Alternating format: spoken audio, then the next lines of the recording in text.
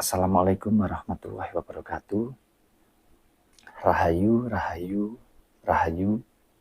Salam sehat dan bahagia selalu untuk kita semua. Mata batin masih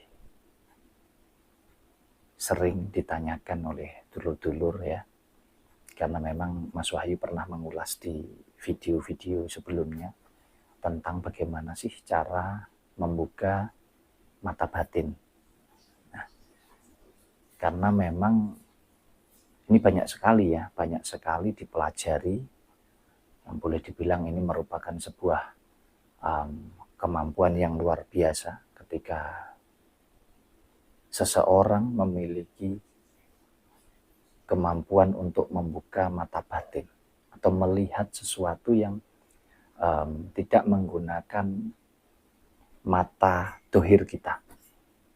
Jadi istilahnya hal yang tidak kasat mata bisa kita lihat. Nah, ini memang banyak sekali dipelajari ya.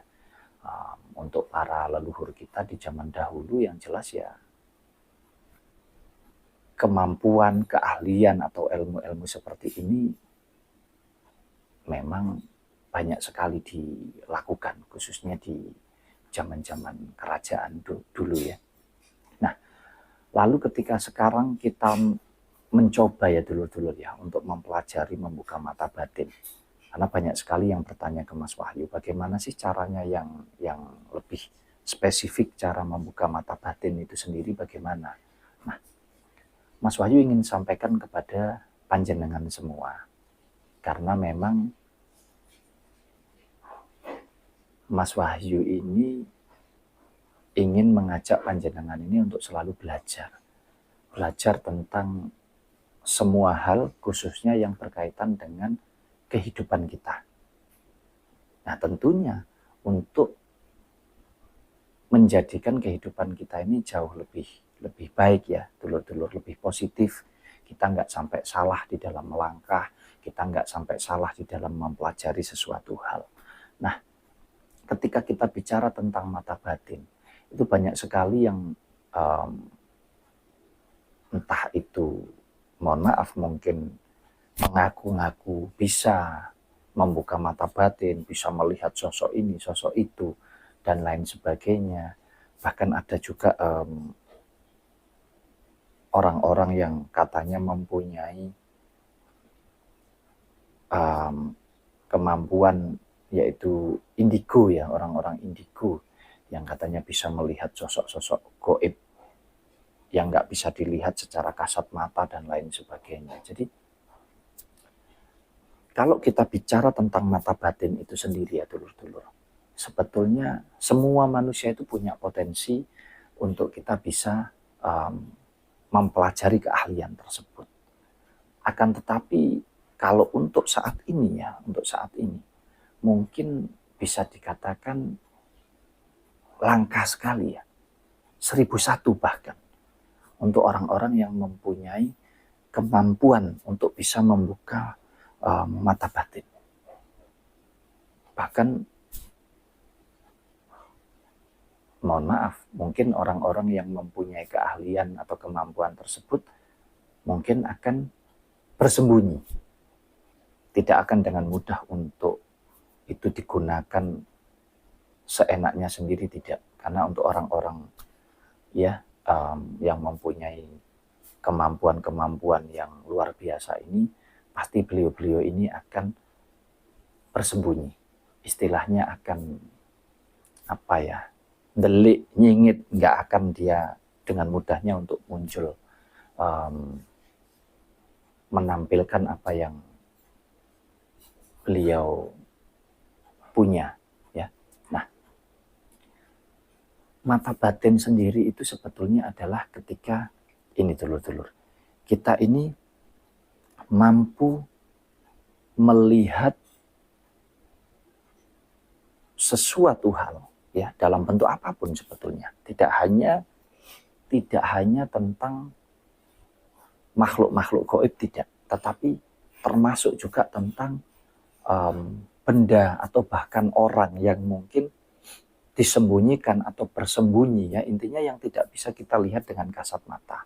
Misalkan gini, ada kasus pencurian misalkan mobil ya hilang, lalu dibawa kabur oleh pencurinya kemana. Nah, untuk seseorang yang mempunyai kemampuan untuk membuka mata batinnya, orang tersebut mampu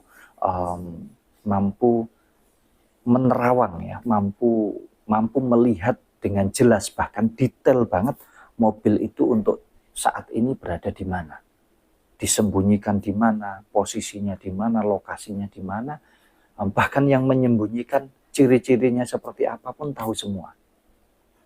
Nah, ini yang disebut sebuah kemampuan yang memang sudah sudah di luar batas, sebetulnya di luar batas akal sehat kita ya, karena sudah tidak bisa dinalar lagi. Tetapi itu nyata sekali dulur-dulur. Itu memang ada, real kemampuan seperti itu memang ada. Makanya Mas Wahyu sampaikan, untuk beliau-beliau yang punya kemampuan seperti itu ya boleh dibilang memang sangat langka, 1001 bahkan. Kalau misalkan kita berusaha untuk menyamakan apakah sama mata batin dengan orang-orang yang punya kemampuan seperti indigo, orang-orang yang punya kemampuan bisa melihat hal-hal gaib. Di sini Mas Wahyu mau terangkan bahwa itu tidak sama dulur-dulur. Jadi orang yang katanya indigo punya kemampuan lebih untuk melihat hal-hal gaib, itu sebetulnya bisa dikatakan adalah sebuah kelainan. Mohon maaf ya. Mas Wahyu ini percaya akan hal-hal yang gaib karena memang di mana ada hal fakta, di situ juga ada hal gaib. Tetapi kalau kita bicara tentang indigo, orang yang bisa melihat hal-hal gaib di luar ya istilahnya, di alam yang berbeda dengan kita. Alam kita ini kan ada di alam yang fakta dan hal-hal gaib itu ada di alam yang berbeda. Nah, ini kalau Mas Wahyu menyebutnya adalah sebuah kelainan.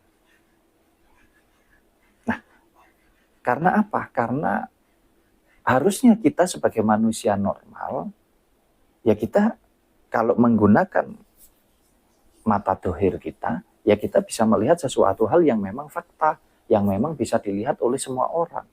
Tetapi kalau indigo ini kan tidak. Kenapa ini Mas Wahyu sebut sebuah kelainan? Ya karena lain daripada yang lain. Akan tetapi kelainan ini bisa menjadi nilai plus, ya, bisa menjadi sebuah kelebihan manakala kelainan ini kita gunakan untuk sesuatu hal yang positif. Misal, ketika kita melewati suatu tempat misalkan, karena kita punya kelainan itu tadi, bisa melihat hal gaib, kita jadi tahu, oh di situ misalkan ada sosok penunggu atau ada hantu misalkan. Nah, kita jadi bisa menyampaikan itu kepada orang-orang di sekitar kita misalkan. Untuk apa? Untuk senantiasa waspada, untuk senantiasa hati-hati ketika kita melewati tempat tersebut. Sehingga kita mungkin bisa selamat dari hal-hal yang tidak kita inginkan misalkan.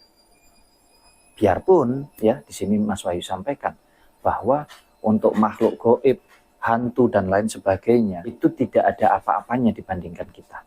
Karena kita ini makhluk ciptaan yang paling sempurna dari Yang Maha Kuasa.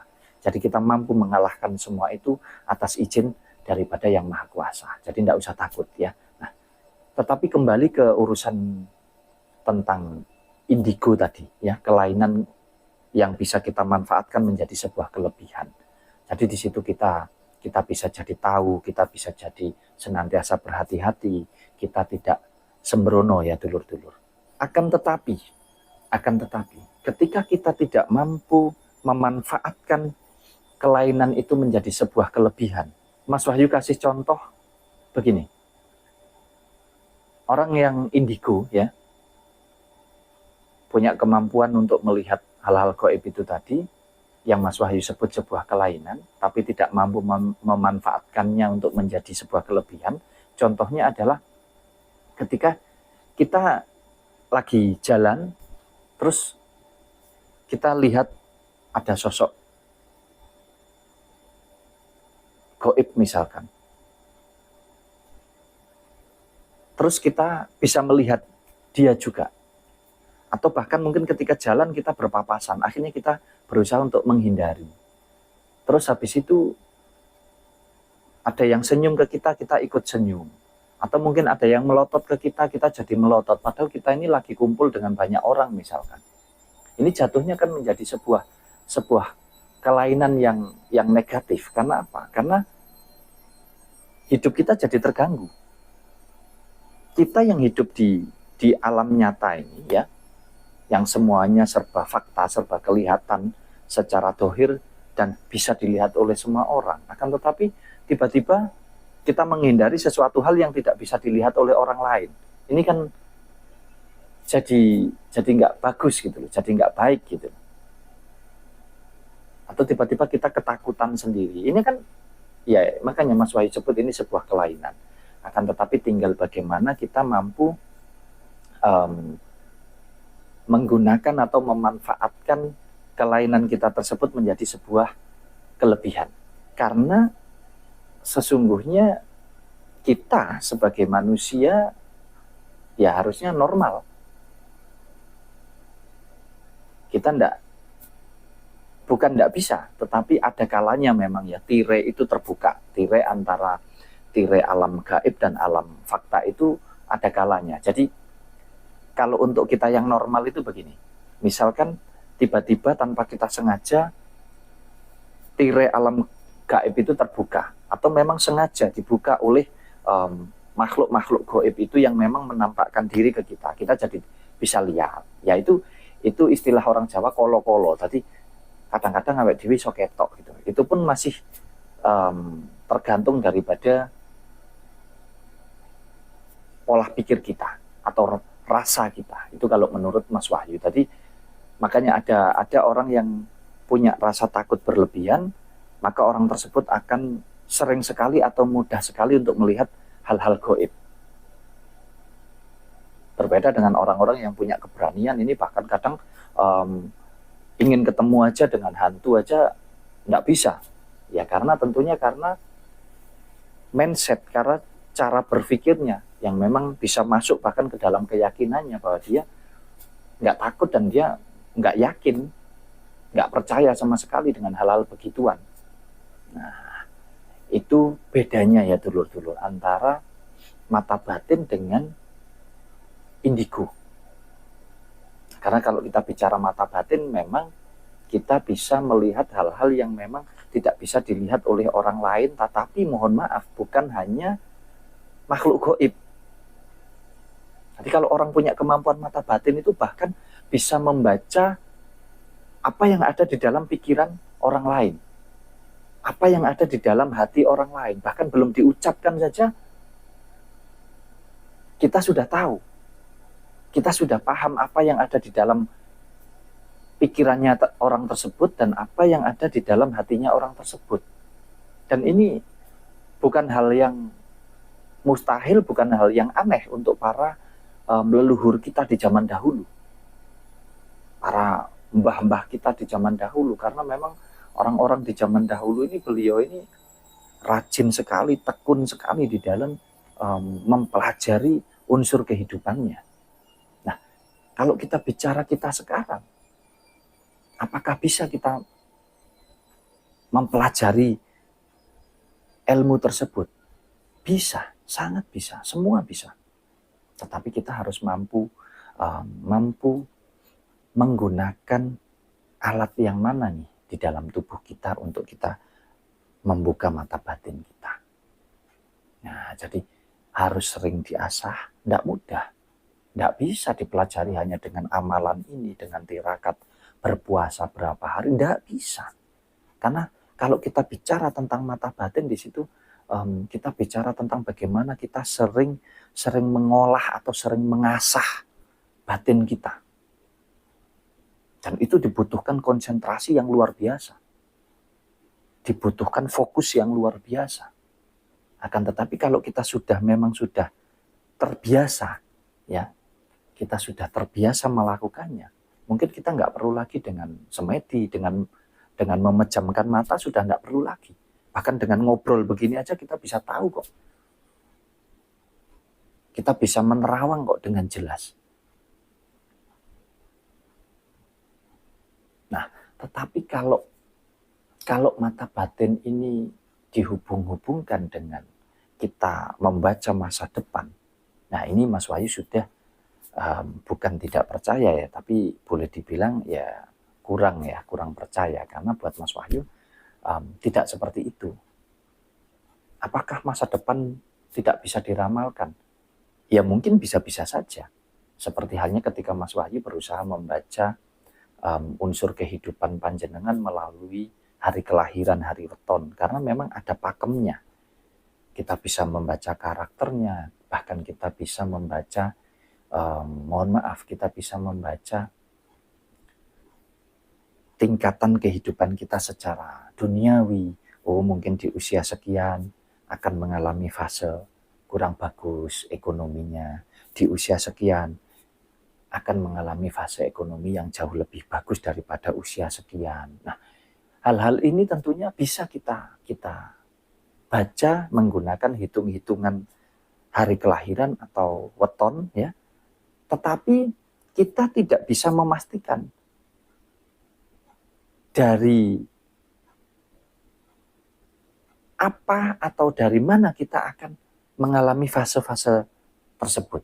Baik fase ekonominya susah ataupun fase ketika ekonominya berlebih. Misalkan, oh di usia sekian ini akan enak hidupnya. Nah, enak hidupnya ini bisa kita baca dari hari kelahiran itu tadi, dari weton itu tadi berdasarkan usianya. Tetapi kita tidak akan pernah mampu membaca dari unsur apakah, misalkan lewat pekerjaan A, pekerjaan B, pekerjaan C, kita tidak pernah tahu. Bahkan bisa jadi pekerjaan kita yang sekarang kita tekuni itu mungkin bukan jalan nanti bisa membuat hidup kita enak di usia kita sekian misalkan. Tetapi kadang hal-hal yang tidak pernah kita pikirkan. Karena banyak sekali itu kejadian di kehidupan manusia. Jadi tiba-tiba mungkin sekolahnya jurusan apa, pekerjaannya apa, tiba-tiba yang bikin hidupnya enak, yang bikin ekonominya bagus, malah hal yang sama sekali di luar apa yang dijalaninya saat itu. Itu banyak sekali kejadian. Nah, makanya Mas Wahyu sampaikannya beberapa contoh ini tadi, ada indigo ya, bermacam-macam ya. Nah, kalau kita bicara tentang mata batin, Mas Wahyu mungkin berpesan kepada dulur-dulurku semua, kita meyakini bahwa mata batin itu memang ada dan bisa, ya itu real sekali, bisa kita pelajari, bahkan bisa kita wujudkan di dalam kehidupan kita, tetapi jangan dihubungkan hanya dengan hal-hal yang gaib, yang mistis ya, karena kalau mata batin itu sendiri itu memang kemampuan kita mengolah rasa yang ada di dalam pribadi kita, dan fungsinya banyak sekali tentunya, manfaatnya banyak sekali memang. Tetapi kalau panjenengan mau mempelajarinya, belajar fokus, bisa masuk melalui wening ya, melalui semedi ya, panjenengan fokuskan, tidak menggunakan pola pikir atau anasir atau hawa nafsu yang ada di pikiran kita, tetapi menggunakan rasa daripada hati kita. Itu mata batin ya dulu-dulu, dan itu butuh sekali fokus. Betul-betul kita matikan dulu rasa daripada pola pikir manusiawi kita. Kita betul-betul masuk di dalam rasa batiniah kita, atau kita masuk di dalam unsurnya ilahi, dan itu nggak bisa kita keburu-buru. Oh, 1 hari, 1 minggu, 1 bulan, 1 tahun, nggak bisa. Tergantung daripada kita. Makanya kalau panjenengan mau belajar, monggo silahkan. Tetapi saran dari Mas Wahyu, alangkah baiknya belajar dari kehidupan pribadinya panjenengan. Jangan mudah percaya dengan oknum-oknum ya. Mohon maaf banyak sekali ya. Tapi itu urusan pribadi, Mas Wahyu tidak mau senggol sana sini, itu urusan pribadi.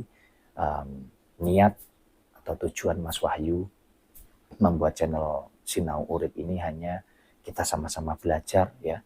Kalau sama-sama belajar berarti kan kita ini saling mengisi, saling mengingatkan, saling bertukar pikiran ya. Nah, makanya belajar mata batin itu bagus, tetapi tidak usah yang aneh-aneh. Belajar dari kehidupan pribadi panjenengan, pelajari apa yang ada di dalam pribadi jenengan saja. Nah, fokusnya caranya bagaimana Mas Wahyu itu tadi, caranya belajar mengolah atau mengasah unsur batiniahnya. Jadi masuk di dalam unsur ilahinya. Kalau bahasanya dulur-dulur yang lain itu mungkin masuk di dalam wening atau semedi. Ya, dasarnya dari sana dulu. Kalau panjenengan sudah mampu mengendalikan yang di sini, jenengan masuk hanya yang unsur ilahinya jenengan atau batin atau hatinya panjenengan, di sana nanti jenengan akan menemukan. Kalau contohnya sebetulnya banyak ya, tapi mungkin Mas Wahyu tidak bisa menerangkan secara utuh semuanya, detail begini begitu ya. Nah, sekali lagi keterbatasan, hal-hal yang tidak bisa semuanya kita sampaikan dengan gamblang di media sosial seperti ini, tetapi intinya adalah kita jangan mudah percaya untuk orang-orang yang katanya bisa melihat ini, melihat itu, seolah-olah itu memiliki mata batin. Tidak, tetapi senantiasa gunakan pola pikir panjenengan, akal sehat, akal budi panjenengan, gunakan hati nurani panjenengan, gunakan unsur rohani atau ilahinya panjenengan dengan benar, dengan baik di dalam mempelajari sesuatu hal. Mungkin ini sedikit uraian tentang mata batin ya, agar panjenengan mungkin paham dan mudah-mudahan bisa bermanfaat untuk panjenengan semuanya. Kalau ada kurang lebihnya di dalam Mas Wahyu menyampaikan, mohon maaf. Kalau panjenengan ada yang tidak paham atau kurang paham atau mungkin panjenengan ingin paham, boleh panjenengan silahkan menghubungi adminnya Sinau Urip Channel ya, karena kalau di komentar belum tentu kita bisa menanggapi semuanya satu persatu. Mungkin itu dulu ya dulur-dulur. Terima kasih banyak. Assalamualaikum warahmatullahi wabarakatuh.